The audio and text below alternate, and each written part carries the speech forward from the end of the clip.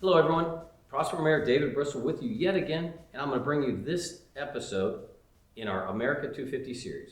We're going to celebrate together the birth of America and the 250th birthday.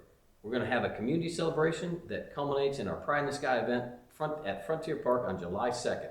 Every week, I'm going to bring you an important event in the founding of the greatest country in the entire world. We want to celebrate together by remembering each event that got us to this particular place. So today's topic is going to be the Second War of Independence, the War of 1812. Last week, I talked to you about President Jefferson and how he doubled the size of the nation with the Louisiana Purchase, and he sent Lewis and Clark westward. The Republic was growing from the east to the west, but it was being tested on the seas by the world's most powerful navy. After years of provocation, America chose war. Britain and France were at war, and American merchant ships were actually caught in the middle. The British Royal Navy stopped American vessels on the high seas, and they forcibly impressed, essentially kidnapped, sailors into the British service. Britain also armed Native American tribes and helped them resist American expansion. In June of 1812, President Madison asked Congress for a declaration of war. They agreed. America and Britain were fighting again. The war began badly. American invasions of Canada failed. In August of 1814, British troops marched on Washington itself.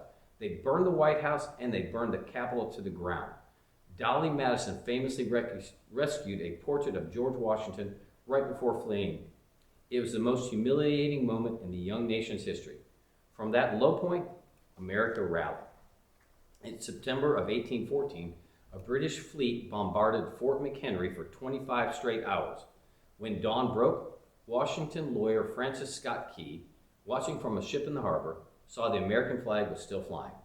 Moved to his very core, he began writing a poem. That poem became a song. That song became our national anthem.